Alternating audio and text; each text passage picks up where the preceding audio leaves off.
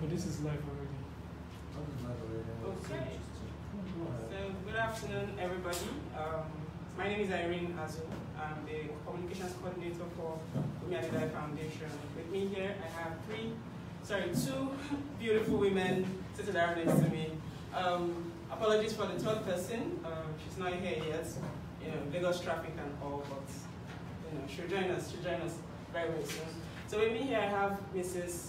LANRE ONIYITAN and Mrs. AYOPEJU NJIDEKA. Mrs.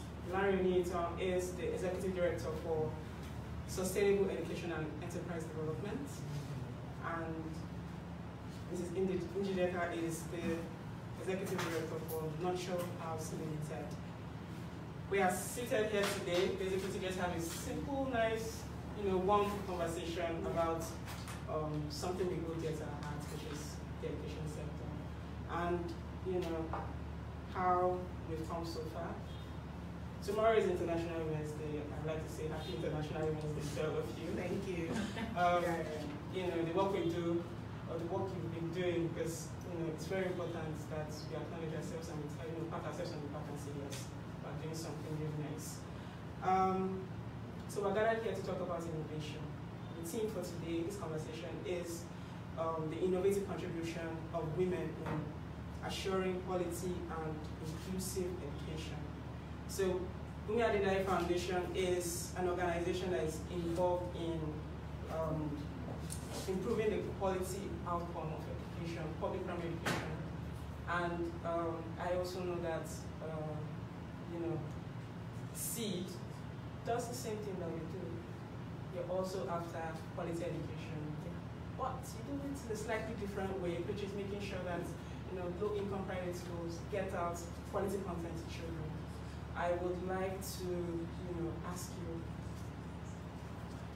how is this work, or how have you been so very innovative? How have you been trying to keep up with the pace technology-wise in your space? Okay, thank you for having me again, and happy International Women's Day to everyone. Okay, so this all started in 2016, and I must say I wasn't in the education space then. I was in the entrepreneurial space. Coming across low-cost private schools, and we define this as schools that charge a maximum of 50,000 naira a year. Right now, with the with our network, a lot of our schools actually are in the category of charging a maximum of 25,000 naira per year school fees, with a lot of them in the daily school fees range, where they pay 100 naira per day or 1,000 naira per month. So it's all, to us, we would believe that these schools cannot provide quality education, because we just think it's impossible to do that at that fee range. How will they even pay teachers? How will they put them up? We realize that there's a low-cost solution to everything, and there are ways that we can achieve that because of our population in Lagos, for instance, because we've been working in Lagos. The number of children in Lagos alone cannot fit into the public schools. So if we look at the size, we have about 18,000 private schools in Lagos and only about 1,700 public schools. Out of these 18,000 private schools, about 12,000 of them are low-cost private schools, and they educate over 1.5 million children, even more than public schools. So if we ignore this space, it's really not possible to be able to reach out to all the poor children just working with public schools. So our work is largely integrated with working with low-cost private schools to help them achieve quality education. And the innovative way we've done that is developing what we call SWOT. It's called the Seed Quality Assessment Tool, which we use with our schools to help them understand where they are in the quality spectrum and how they can start improving on the quality of their schools in steps, not at once, but at least we work with them on that journey towards positive improvement. Okay. I see what you're saying. It's almost, like I said, we are almost doing the same thing, but in different ways, because we are also taking on public schools, training their teachers, not just in subject competency, and not just leadership skills, but we're also taking on things like their lesson deliveries, which is very important. And I really, really see what you're doing. And like I said, I really admire everything. I really admire your work. Let me move on to Mrs. NJIDEKA. So there is something familiar that both of you do, which is private schools. I know that you work with high-end private schools, and then you also work with, and then you also work with. I mean, your spectrum basically covers from high-end private schools to public schools as well. But then again, I'd like to know, there's something key there.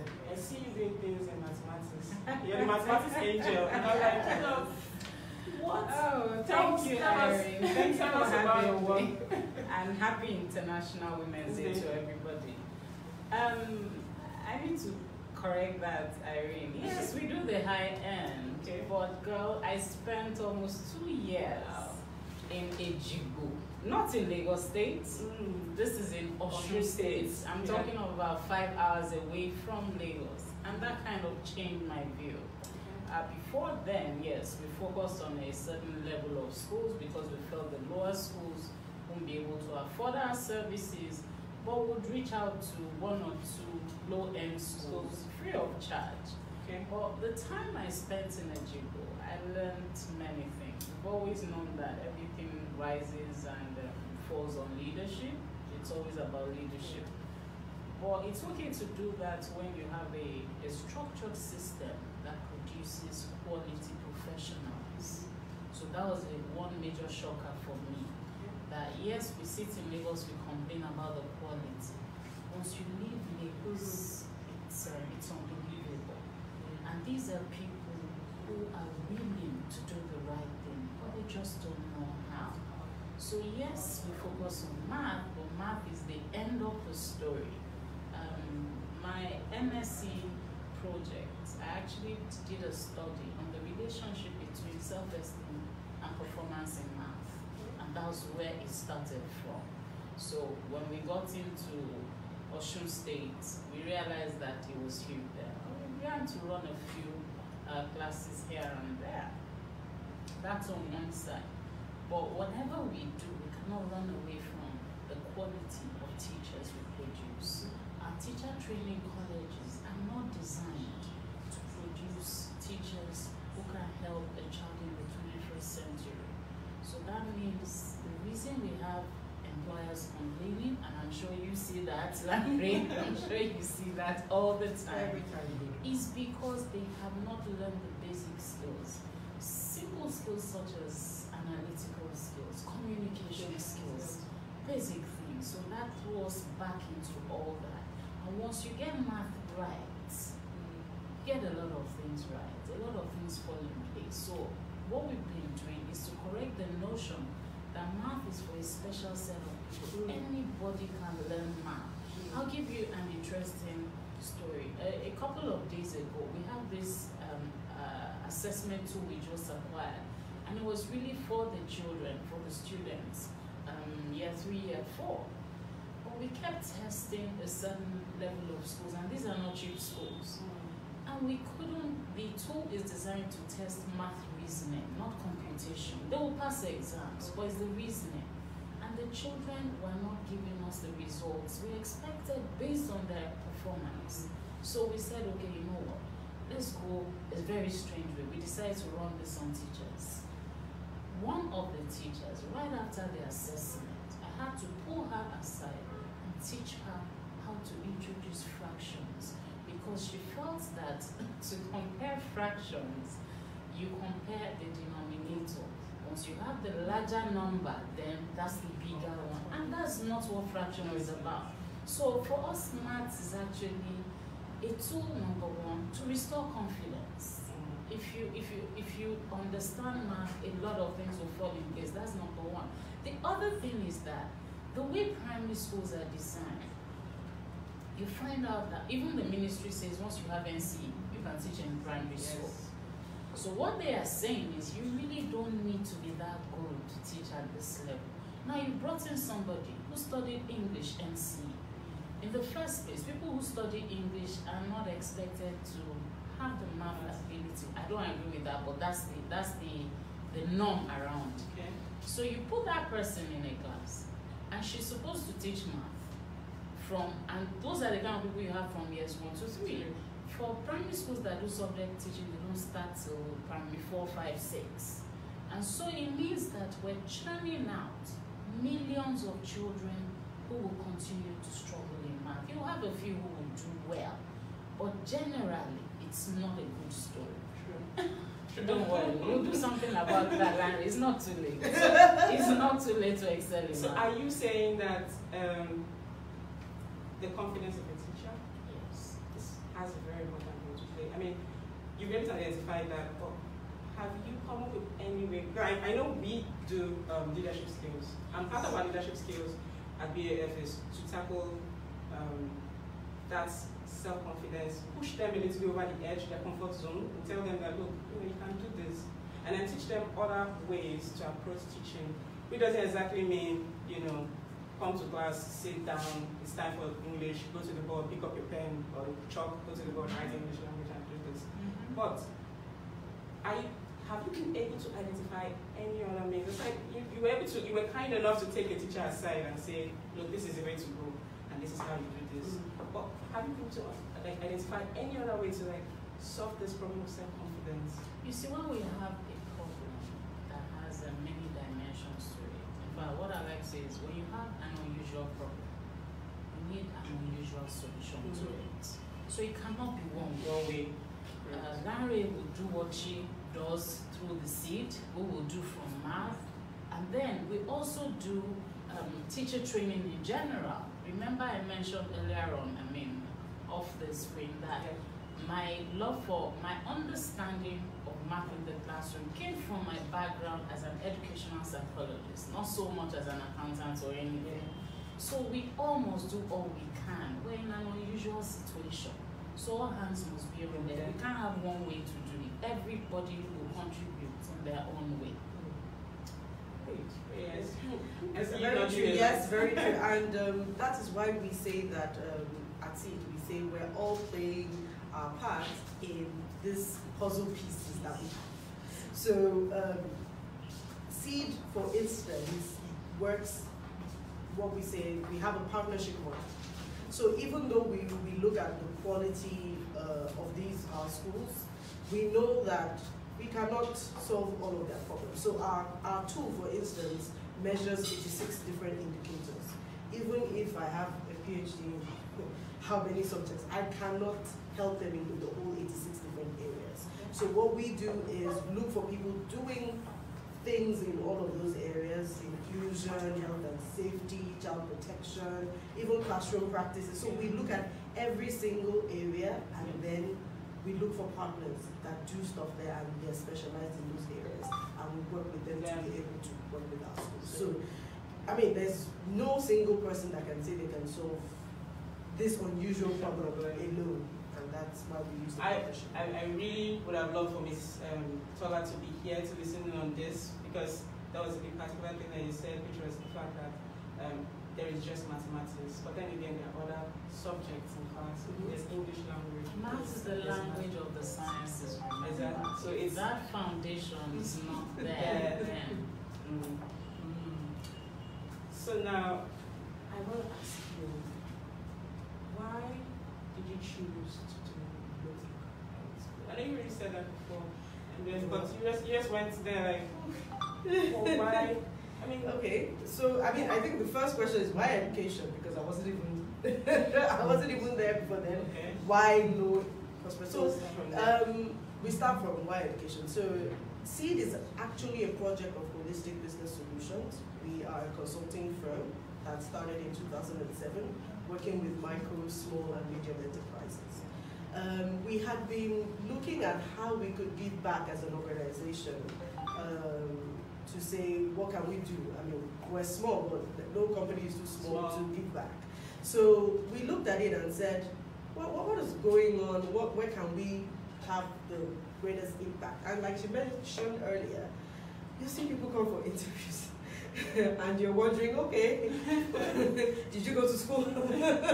You know, there are so many challenges. So we weighed things like, oh, should we do a youth empowerment scheme, or should we do, but when we kept, you know, evaluating all of the things that we're saying, we realized that education is where we play, where we should play, and it's key. And at some point we tried to work with public schools, one or two, but not fully through partners, but then we didn't get the kind of thing that we wanted. In terms of partnerships, you have to work with SUBEB, you have to know all of that. I was a small organization, I didn't understand how all that protocol and all of that. So in 2016, about 2015, we started doing research and we came across the low-cost private school segment. Our idea is we wanted to work with children from low-income families. But I mean, we were doing the research, I saw a lot of low-cost private schools in Ghana, in Kenya, you know, everywhere. I knew they were in Nigeria, but I didn't know how large the market was in Lagos and how much we were. Because right now, Lagos is one of the largest low-cost private school markets in the world.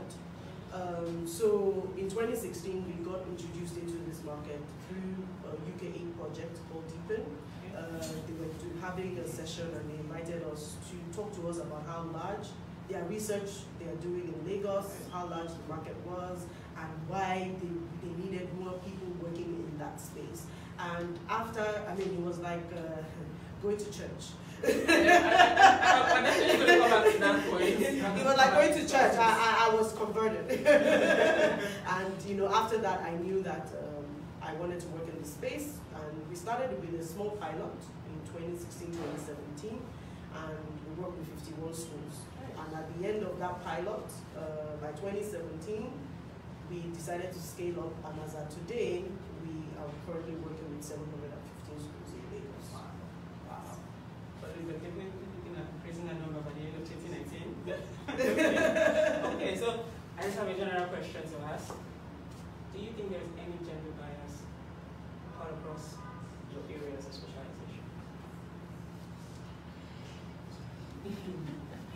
Well, in education, I think people see basic education as a woman's thing, really.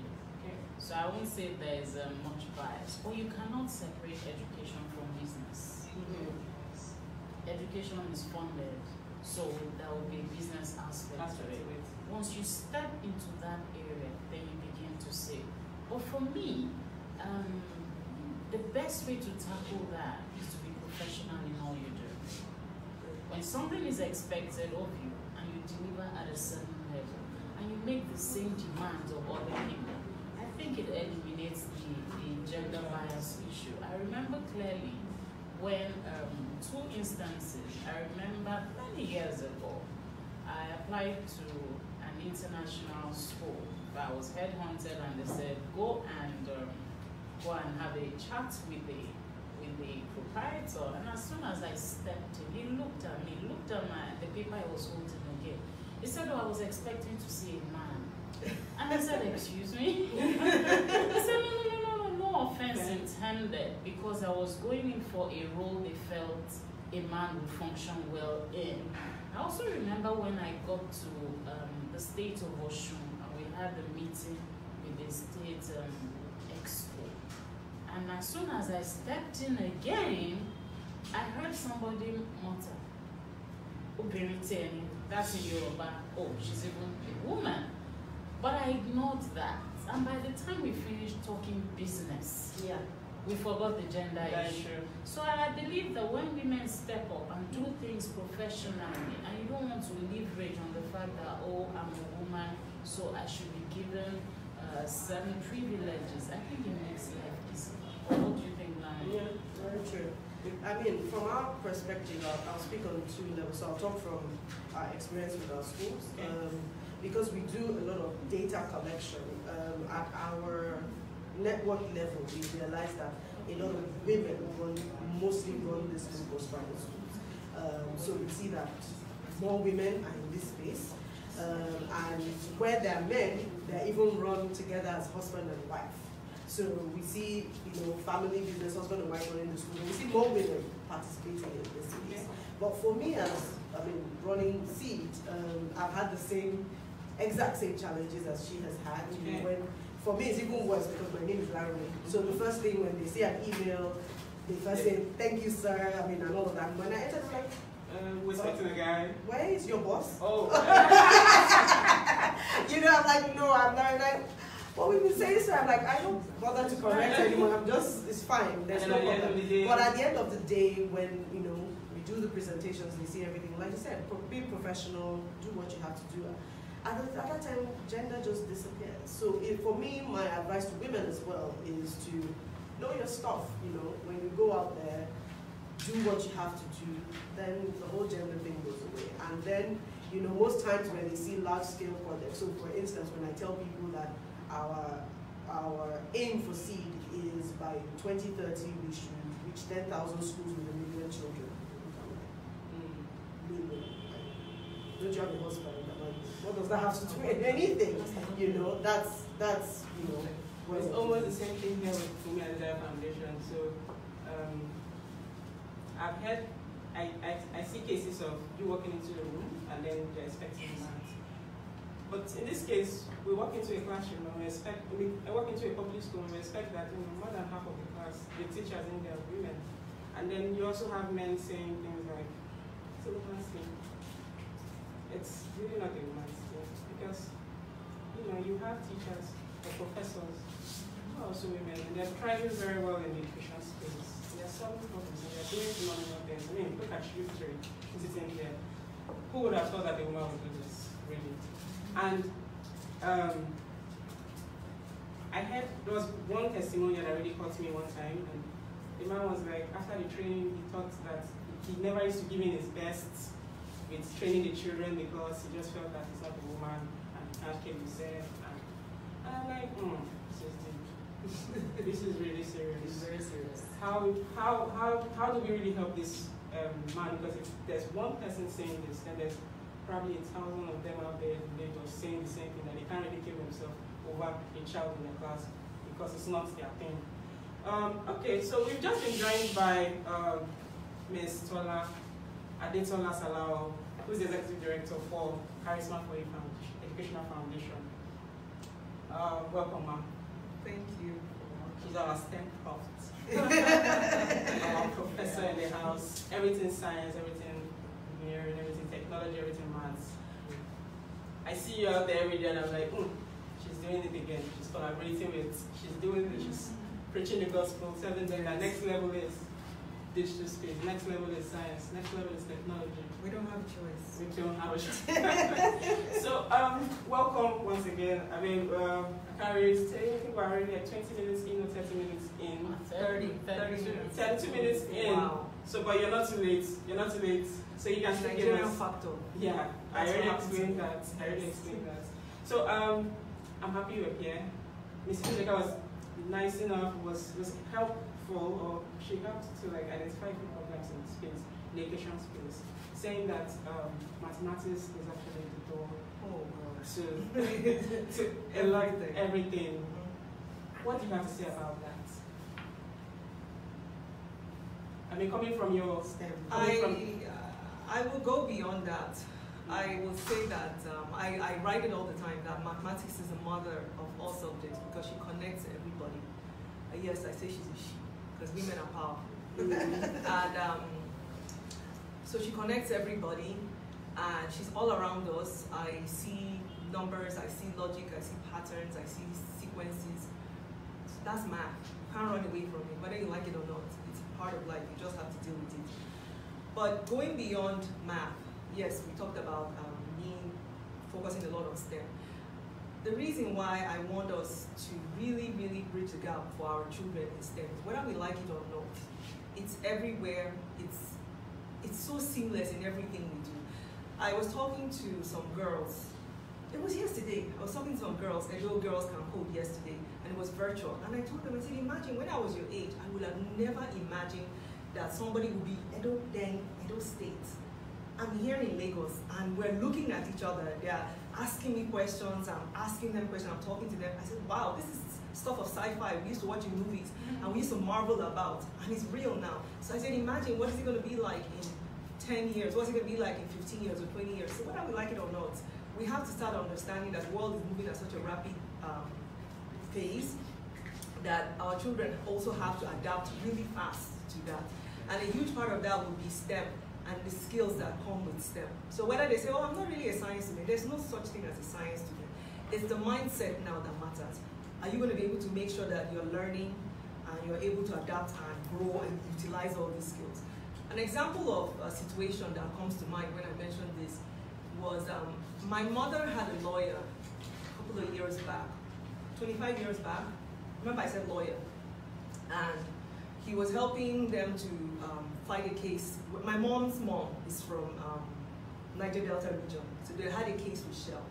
And she was now telling this lawyer that if you're going to present this case for us, yes, you're a lawyer, but there are a lot of technical skills that you need and knowledge, jargon that you're going to need to have.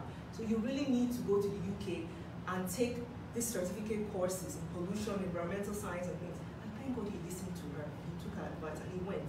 Because that was the difference between him winning the case and if he had not taken those courses, he would have lost the case. So you see, he wasn't really a science student. He wasn't an environmentalist, but he was a lawyer. But he went and imbibed and was able to acquire those skills. And when he went to court, he utilized it. So we tell our children, yes, you want to be a lawyer, yes, you want to be a fashion designer. So what? You're still going to use these skills. They're still useful. They're still important now. I was reading online about a fashion designer in, I think she's either in Europe or she's in Asia. This lady is making millions of dollars utilizing tech. Who says our children can't do that here? Utilizing tech. In fact, next week, I'm thinking of some of our friends who are in the States. They love our Accra outfits. If we were able to do a business like that, imagine, wouldn't they want to receive it and wear? Summer is coming along very soon over there. They want to wear it, they want to be colorful. And I'm happy that you mentioned this technology thing. So you said you were, just yesterday you had a conversation with the State Girls. The girls are coach. Yes. Awesome. We have about 10.5 million children in the north who are still out of school. Do you think that, you know, these people are able to access? And I know, we already know that first of all there's a gender barrier there, they're saying girls can't go to school, and then the male students, male children who are able to go to school still can't, they don't stay in school past primary school because at some point the parents are like, you know what, we need you on the farm, you need to come out, you know, make things happen, rear the cattle, till the floor and all that. How can we pass this barrier of getting technology to them, telling them that look, even if you can't sit in class, you can actually get technology to you to learn mathematics, learn English, learn the basic skills in education. How do you think we can overcome this challenge? Oh, we can do that. And how has charisma for you been able to? Okay, I'll identify that. Like my sister always says, there's nothing new under the sun. It's been done before. In fact, I wrote an article about it last year for Premium Times. They're doing that right now in China. Why can't we see what works, adapt it, tweak it here and there, and bring it here? There are a lot of children in the rural areas over there.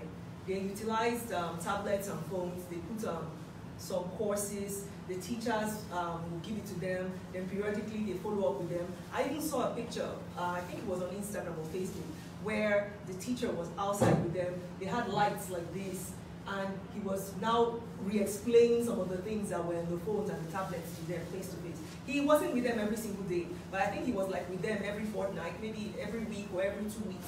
He will come, review, go over it with them. Why can't we do that?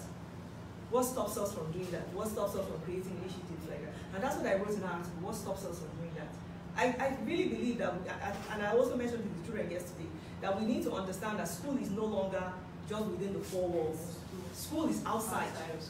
My son, when he and I have discussion, he learns more from YouTube and those discussions with people that he's chatting with online than what he's learning in school. And then when he and I were doing our own experiments in the house, in fact, that's how I got him turned on to science. It wasn't at the school that he got turned on to science, it was with me. Because I knew if I had waited until school, there's a very good chance of losing. But I said, you know what, let me get him excited in the house with me first, before he goes there. I think another thing we can look at is, like she said, school is not four walls. I know of, there are different concepts, like you said. Another one is, let me rewind. What we need to look at is, what is the nature of the challenge? Because the problem will define the solution. So yes, we say they're out of school. Why are they out of school? One of the whys is that school is too long. So we say school is 8 to 4, 8 to 3. In the north, 8 to it's a lot of it doesn't work. So I know of an organization championing in the north what is called speed school. So it's not about spending 8 hours in school every day. It's about bite-sized chunks. So when you're ready, just come in 2 hours, you do what you have to do, you go back to your farm.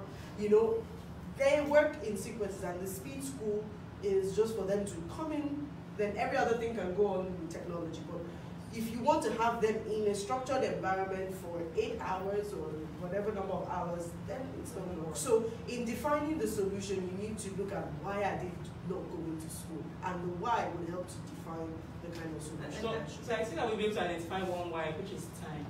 Time seems to be something that some of these people don't have. But I also said, sorry. Okay. Land. Okay, so are you saying that children in the north, are saying that children don't have all that time to stay in school for that long because they have to be on farm? What are the teachers? Because for us in the Foundation, we've been able to identify that one of the reasons why teachers are unable to even improve themselves is because there is no time. So they finish school, and then they get home and they say, oh, I'm stuck in traffic. Oh, I have to get my children. I have to do this. And we're like, you know what, there are courses online you can take. If only you would go online. Do you even know what online is? That's one. Because only last year, I was really, really sad and heartbroken to find out that some teachers don't have email addresses. Which is basic for assessing these things. So you can't access, if you cannot have basic things like email address, or you have a smartphone, and you have a WhatsApp. What do they use what do you use the smartphones for? You see, which takes me to the point I was going to talk about. Right. Until you make education relevant to life, they are not going to connect with it. Another example, again, I go back to math.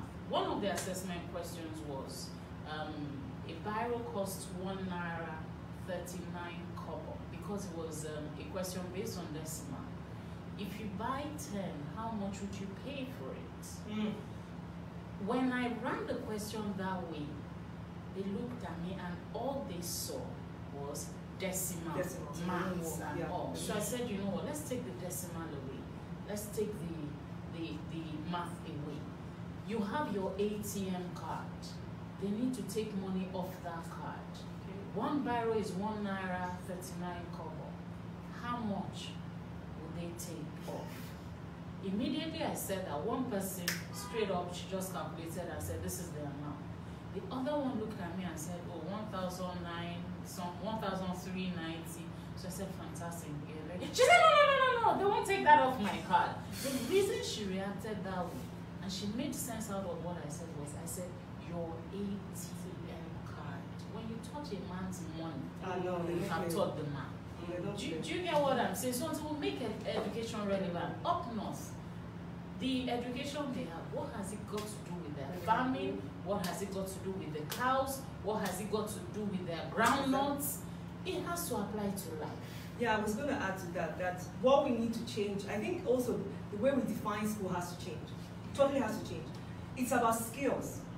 And I did research November about that everything is really going to come down to skill sets.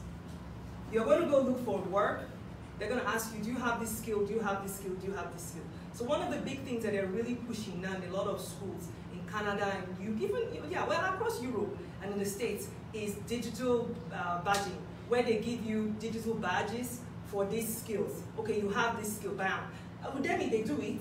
Coursera, they do it. A lot of these Ivy League schools now, they do all those mini ones too. So it's going to be about these skill sets. So you're telling a child that, okay, go sit down for 4 whole years. It's going to really break down from that now. It's going to be, okay, you need this job, these are the skills we're looking for, bam.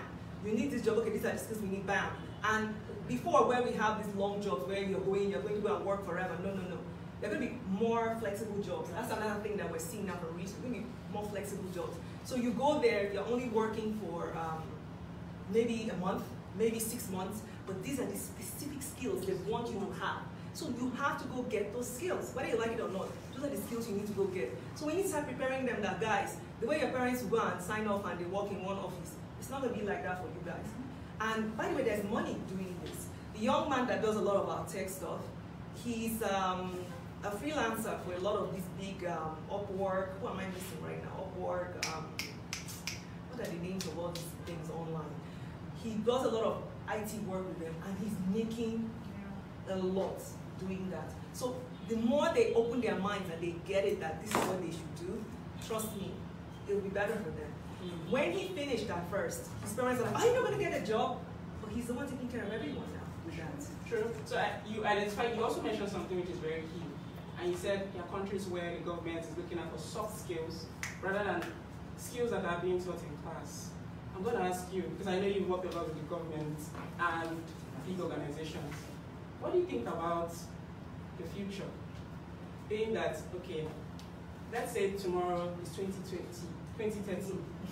Where do you see, how has the government, or how will the government be able to play this role of, you know, pushing teachers towards and saying it's a must, guys, you must take this technology class, you must be IT inclined before, because what I see right now is them saying NCE, OND, those are basics. Somebody can almost, I could be sleeping and ask me, you know, I want to go teachers, and I'll just say, you know, just go and do NCE, OND.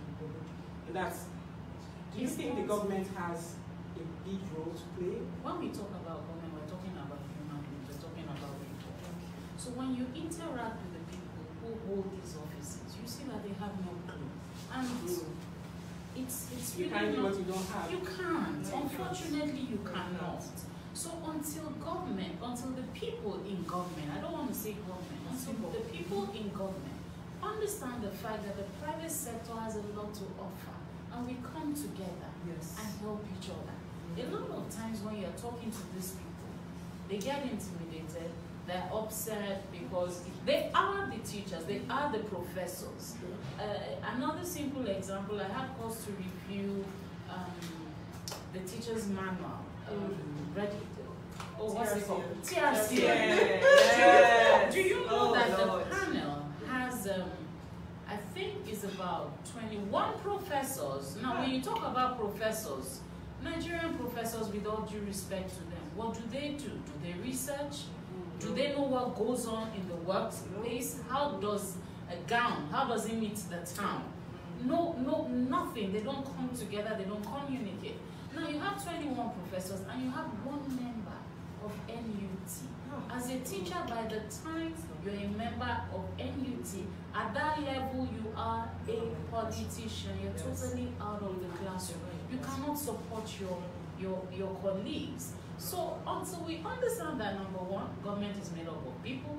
If you have people who do not understand education, who have no clue, then we're going to remain like that. And that's why there's so many initiatives. That's why LANRE is doing SIP, TOLA is doing charisma for you, Nurture House is doing all we can do. So that's how it's going to be. We must show them the way. But again, it takes me to something. Private sector must develop emotional intelligence to work with the people in government. Otherwise, we're not going to move forward. We're not going to move forward. Great. Just before we round up, because I feel like we have very little time left, I just have one question. Yeah, you asked me a question I didn't really address. You said, what are we really trying to do to address this problem of meeting the skill sets of our children? What we're doing is empowering our parents. We're going to be doing workshops for our parents because they're a really important part of the equation for children. We're also working on programs for our children, and we're already running programs for teachers. And we just had one on Saturday. When you say we, oh yes, we are all together. When you say we, I need you to like say, you know. Okay, let me say the names of the organizations. Yes, she's right. I must be very specific. We're working with SEED, we're working with BAF, we're training our public school teachers, we're also training our teachers in the low-cost private schools. as long as these teachers are eager, hungry, and ready to learn, we're going to keep pushing these skills, the 21st century skills, which a lot of them are based on STEM. We're going to be pushing them. We're going to be having these programs constantly pushing them on their throats. So that's what we're going to be doing. So I hear a lot of collaboration. All I hear is collaboration, and I'm seeing partnership. 2019 will be a partner. So please, just before we round up, just give us like areas where you think, you know, you need to call this person out and say, you know what, I want to do something in this area, and I need to do something in this area. Okay. What areas do you think you need more collaboration on? Ah, you put me on the hot spot. Okay, no problem. Okay, I'm gonna call y'all out then. What do we need more collaboration? We're working with children. We need more collaboration with tech companies to provide equipment so that we can be able to do a lot more hands-on programs for our children. We need collaboration with our governments. Lagos State, for example, if you can give us access to our public school teachers.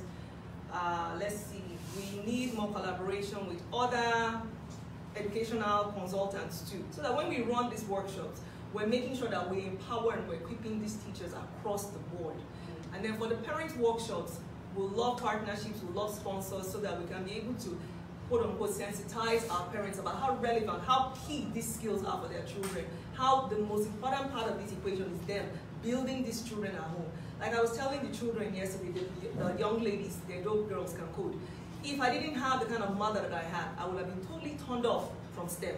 So we need to have mothers, fathers, uncles, aunties, grandmas, grandpas that will build and equip these children at home. Okay.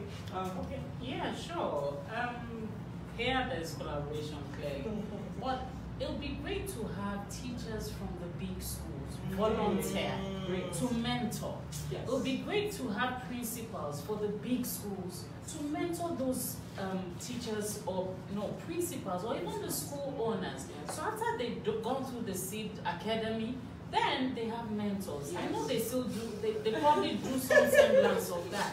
And it would be great to have those fantastic math teachers come on the Natural House platform. Let's connect. SEED is going to be our next project. Because before today, we're actually talking about going into areas. Okay. Instead of waiting for everybody to come out to us, we said, okay, let us go. LANRE and I were chatting before we started the program. We said, okay, there's something we must do. Then tech companies, Google particularly, I think Google does things more at the higher institution level. They should please bring it down. Okay. Come down to the basic education level. That's where we need you. Yes. And for all the game developers, let's start talking. Yes. What skills do we want to see in these games? Is it analytical skills?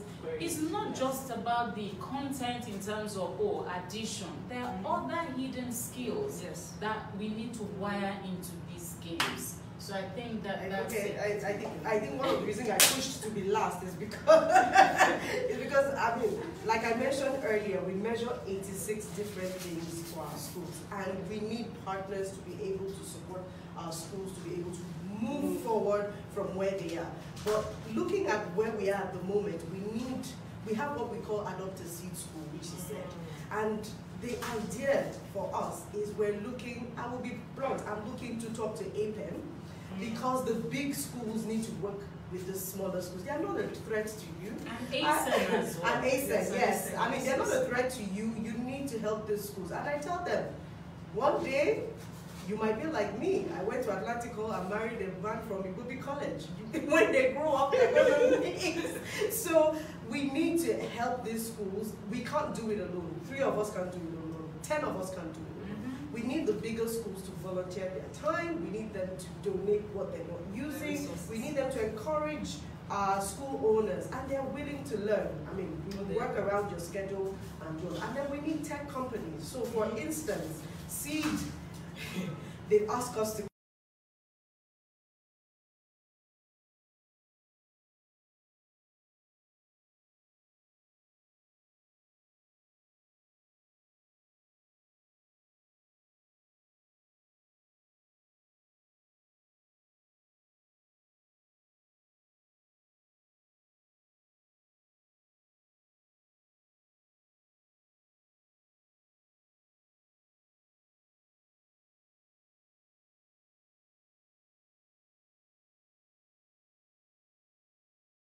So we need to and add 10.5. Add more, yeah. So that's something else. So what we're saying is, let us work together to help improve the quality of these schools rather than threaten to shut them down.